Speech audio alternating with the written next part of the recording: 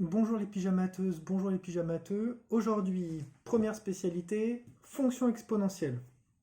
Alors, qu'est-ce qu'on sait à propos de l'exponentielle? Bah rien, puisque c'est le premier cours, c'est très con comme remarque.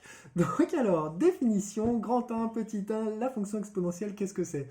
Bien, c'est une fonction qui va se noter e de x. E comme exponentielle, x comme la variable, mais attention, le x est en puissance. Donc ça se note e puissance x. Pourquoi? Eh bien, on le verra au cours de ce chapitre. Cette fonction, quel est le point de départ? Eh bien, la définition, c'est que l'exponentielle, c'est une fonction qui, en 0, vaut 1, donc exponentielle de 0 est égale à 1, l'image de 0 vaut 1, et dont la dérivée est égale à elle-même. L'exponentielle, c'est la seule fonction qui est capable de réaliser ce tour de force. En 0, elle vaut 1, et sa dérivée est égale à elle-même. Et c'est tout. C'est tout ce qu'on dit à propos de la fonction exponentielle. À partir de là, on va réussir à se débrouiller pour la reconstituer complètement. Quelle est la première étape? Quelle est la première chose qu'on peut en déduire? Eh bien, la première chose, c'est que l'exponentielle est toujours positive. Pourquoi? Eh bien, je vais vous expliquer ça à l'aide de GeoGebra. Alors, on sait très peu de choses à propos de l'exponentielle. La seule chose qu'on sait, c'est que en 0, l'exponentielle vaut 1 et que l'exponentielle est égale à sa propre dérivée. Mais du coup, là, ici, ça va avoir une particularité, c'est que puisque en 0, l'exponentielle vaut 1, le point A que vous voyez ici de coordonnées 0, 1 appartient à la courbe représentative de l'exponentielle. Et parce que l'exponentielle est égale à sa propre dérivée, et bien là, ici, l'ordonnée, qui vaut 1, indique aussi la dérivée. La dérivée va valoir 1 ici. Mais la dérivée, c'est le coefficient directeur de la tangente. Et donc là, ici, là, la double flèche que vous voyez, c'est la tangente à la courbe. Je sais que là, ici, ma courbe va avoir une tangente qui aura comme coefficient directeur 1 parce que l'ordonnée vaut exponentielle, mais l'exponentielle est aussi égale à sa propre dérivée, et donc l'ordonnée va aussi donner le coefficient directeur de la tangente. Là, ici, ma tangente a pour coefficient directeur 1. Quand j'avance de 1, pendant ce temps-là, la tangente monte de 1. Maintenant, comment faire pour exploiter cette tangente? Eh bien, la tangente donne localement la direction empruntée par la courbe. Et là, ici notamment, on voit que parce que la tangente est croissante, elle a un coefficient directeur égal à 1, qui est donc positif, ça va faire partir la courbe vers le haut. La courbe est obligée d'être croissante. Autrement dit, le prochain point de la courbe, là, ici, là, est sur une direction qui est indiquée par cette tangente. Si je déplace le point A un petit peu vers la droite, le prochain va être obligé d'être plus haut. Là, ici, là, il faut que je suive la direction indiquée par la tangente. Je décale mon curseur qui va me donner la prochaine abscisse, 0,1. On voit que le point a un petit peu décalé vers la droite et un petit peu monté. Là, ici, ça a une conséquence. C'est que la nouvelle image est un petit peu plus grande que 1.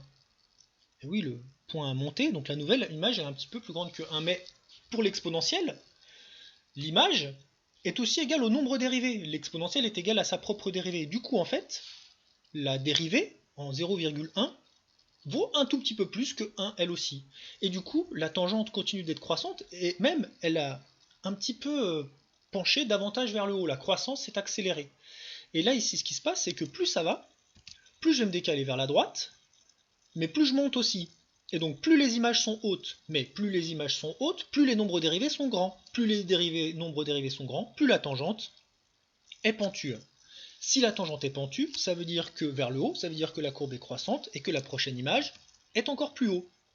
Mais comme l'image est égale au coefficient directeur de la tangente, le prochain coefficient directeur de la tangente, à chaque fois, est toujours plus grand que le précédent. Ce qu'il faut bien comprendre ici, c'est la conséquence du fait que l'exponentielle soit égale à sa propre dérivée. C'est donc que l'ordonnée du point, l'image, donne aussi le coefficient directeur de la tangente. Et donc, si là, ici, j'avance, hop là, jusqu'ici, mon abscisse, c'est 1, mon ordonnée, c'est 2,7, et bien là, ici, là, le coefficient directeur de la tangente, ici, est égal à 2,7. Normalement, le coefficient directeur de la tangente est donné par la dérivée. Mais là, ici, la dérivée, c'est aussi la fonction. Donc si la fonction en 1 vaut 2,7, la dérivée en 1 vaut 2,7 aussi. L'exponentielle est égale à sa propre dérivée. Et du coup, le coefficient directeur de la tangente est égal à 2,7. Là, ici, quand j'avance de 1, je monte de 2,7.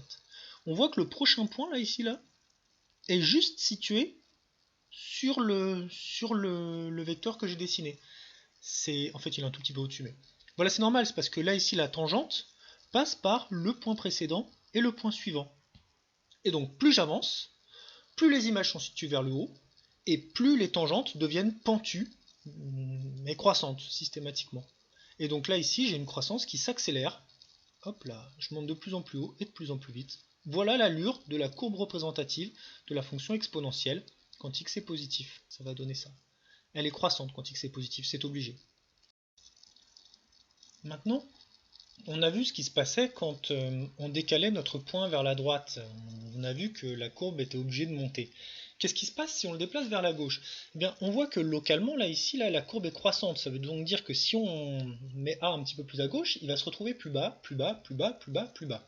Maintenant, la question c'est, est-ce qu'il est possible que A soit passé en dessous de l'axe des abscisses? Par exemple, est-ce qu'il est possible que, là, ici, en moins 3, notre point, c'est un test, on va l'appeler T, notre point T, soit situé en dessous de l'axe des abscisses, par exemple, en moins 1? Eh bien ça va être ce qu'on appelle une démonstration par l'absurde. On va voir que là, ici, là, cette hypothèse va se révéler être absurde parce qu'elle va nous mener à une impossibilité. La question c'est donc, pourquoi est-ce que ce point rouge ne peut en aucun cas appartenir à la courbe représentative de la fonction exponentielle? Eh bien, on va pousser le délire jusqu'au bout et on va voir ce qui se passerait si ça marchait. Là, ici, notre point rouge a comme abscisse moins 3, mais comme ordonnée moins 1. L'ordonnée, c'est l'image. Mais là, ici, pour la fonction exponentielle, l'image est aussi égale au nombre dérivé. Et oui, la fonction exponentielle est aussi égale à sa propre dérivée, f est égal à f'. Du coup, là, ici, là, si exponentielle de moins 3 était égale à moins 1, ça voudrait dire que en moins 3, la dérivée f', elle aussi, vaudrait moins 1. Et donc, la tangente aurait comme coefficient directeur moins 1. Elle serait comme ça, là, ma tangente. Et du coup, là, ici, là, quand j'avance de 1, on descend de 1, le coefficient directeur, c'est moins 1. Ça veut dire que le prochain point T va être un petit peu plus bas. Mais là, ici, là, le fait qu'il soit un petit peu plus bas fait que le coefficient, l'image est encore plus négative, moins 1,11, et du coup, le coefficient directeur, lui, encore plus négatif. Quand j'avance de 1, je descends de 1,11. Et si je continue, je descends toujours de plus en plus bas. Là, ici, là, le point T a comme abscisse moins 2,3 et comme ordonnée moins 2, ça veut dire que quand j'avance de 1, la tangente, elle, descend de moins 2, et donc le prochain point va être encore plus bas, encore plus bas, encore plus bas. Et c'est là que ma démonstration se révèle absurde, mon test se révèle absurde.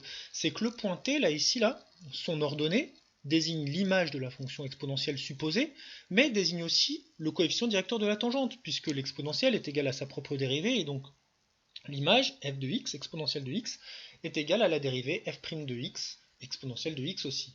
Et du coup, j'ai une tangente qui m'embarque toujours plus bas sur une fonction décroissante. Mais là, si je continue mon raisonnement, mes points rouges ils vont tous partir vers le bas. Or, je sais que en 0, l'exponentielle vaut 1, elle était donc au-dessus de l'axe des abscisses. L'idée c'est que là, ici, là, si par malheur j'étais passé en dessous de l'axe des abscisses, j'aurais été embarqué sur une pente décroissante et jamais, en 0, je n'aurais pu valoir 1. Mon hypothèse de départ est donc absurde. L'exponentielle ne peut pas être négative. Jamais. Ça ne marche pas. Du coup, là, ici, là, ce point T que j'avais placé en dessous de l'axe des abscisses est forcément erroné. Mais du coup, à quoi ressemble l'exponentielle? Eh bien, là, ici, là, la GeoGebra, c'est très bien la dessiner. Exponentielle de x, c'est la courbe verte, c'est la courbe qui passe par mes points là. À aucun moment, elle ne passe en dessous de l'axe des abscisses, c'est impossible. Elle aurait été embarquée vers le bas, elle serait devenue décroissante et n'aurait pas été capable de remonter en 0 et d'être égale à 1. Donc, elle est tout le temps croissante et toujours positive. Elle est toujours au-dessus de l'axe des abscisses et elle ne fait que croître. Voilà la fonction exponentielle, à quoi elle ressemble. C'est la courbe verte, là, ici. Là.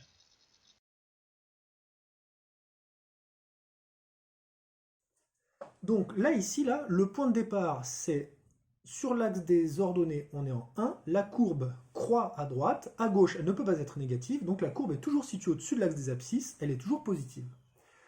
Du coup, qu'est-ce qu'on peut en déduire? Eh bien, on peut en déduire que la fonction exponentielle est toujours croissante.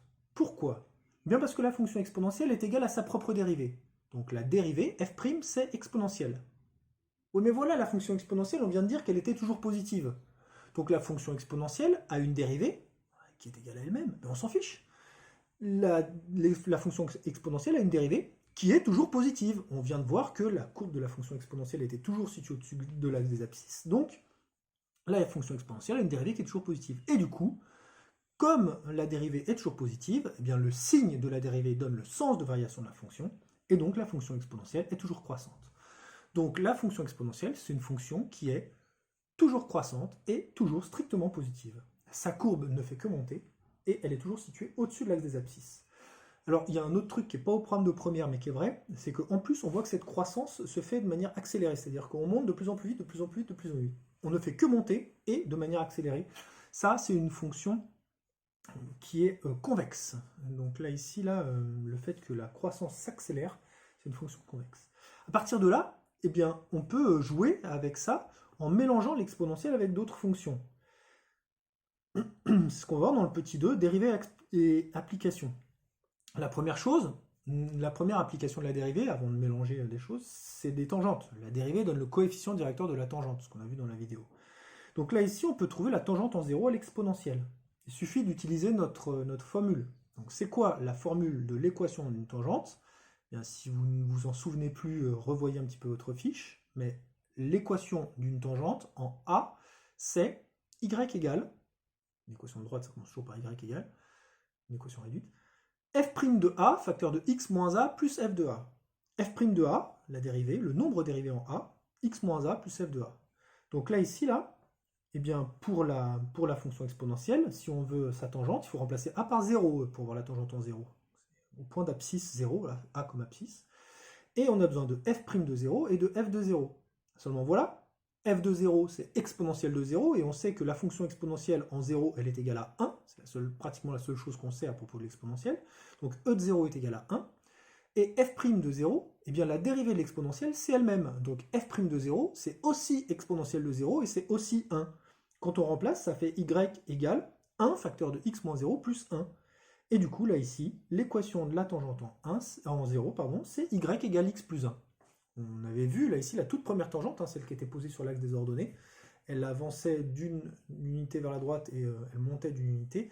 Et elle était avec une ordonnée à l'origine égale à 1, puisque exponentielle de 0 était égale à 1. Ensuite, qu'est-ce qu'on peut faire? Eh bien, on peut calculer des dérivées avec des fonctions qui contiennent l'exponentielle et autre chose. Par exemple, la fonction f1, c'est exponentielle de x plus 3x, et la fonction f2, c'est x au carré exponentielle de x. Après, ça reste des formules qu'on connaît. Vous voulez calculer la dérivée de f1 de exponentielle de x plus 3x? Facile. Quelle est la forme qui se cache derrière exponentielle de x plus 3x? Eh bien, c'est du u plus v. Et la dérivée de u plus v, c'est u' plus v'. On dérive le premier terme et on dérive le deuxième terme. La dérivée de l'exponentielle, c'est elle-même. Il n'y a même pas de formule à apprendre. Donc, dérivée de exponentielle de x, c'est exponentielle de x. Plus 3x, dérivée de 3x, bien la dérivée d'une fonction affine, c'est son coefficient directeur. Donc, la dérivée de 3x, c'est 3. La dérivée de exponentielle de x plus 3x, c'est exponentielle de x plus 3. Maintenant, comment faire pour avoir le sens de variation de la fonction? Eh bien, le sens de variation est lié au signe de la dérivée. C'est le signe de f' qui donne le sens de f. Du coup, la question, c'est quel est le signe de f'? Quel est le signe de exponentielle de x plus 3? Une exponentielle, c'est toujours strictement positif. Donc, exponentielle de x plus 3, c'est encore plus positif. C'est même carrément plus grand que 3. Donc, du coup, là, ici, la dérivée est positive, f' est positive, et f est croissante. Du coup, la fonction f1 est strictement croissante sur R. F2, c'est plus compliqué parce que F2, c'est x au carré fois exponentielle de x.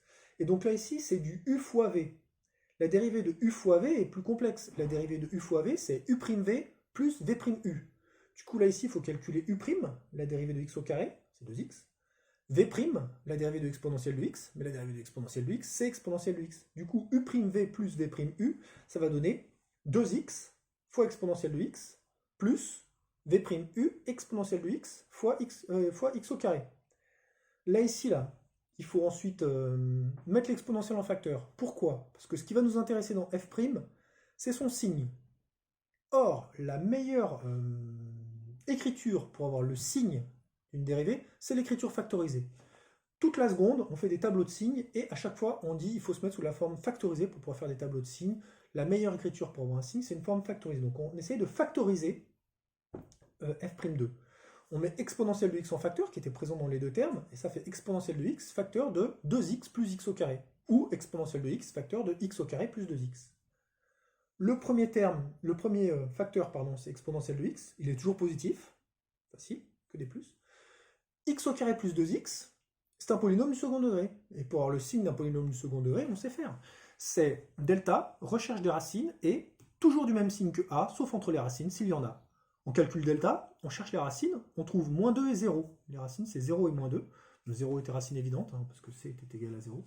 Mais bon, on calcule delta, on trouve 0 et moins 2 comme racine, et du coup, notre tableau de signes a une ligne avec exponentielle de x, qui ne contient que des plus, exponentielle est toujours strictement positif, une ligne avec x au carré moins 2x, qui est un polynôme du second degré, toujours du même signe que a, toujours plus ici, sauf entre les racines, entre moins 2 et 2, où il est moins, et entre moins 2 et 0, pardon, où il est moins. Et du coup après, signe de la dérivée, ben on fait le produit. Plus par plus donne plus par moins donne moins, plus par plus donne plus, donc f'2 est plus moins plus. Positif, négatif, positive. Quand la dérivée est positive, la fonction est croissante. Quand la dérivée est négative, la fonction est décroissante. Quand la dérivée est positive, la fonction est croissante. On calcule les images en remplaçant x par 0 pour avoir l'image de 0. Bien, f de x, c'est x au carré exponentielle de x. Donc ça fait 0 au carré fois exponentielle de 0. 0 au carré, ça fait 0. Et exponentielle de 0, ça fait 1.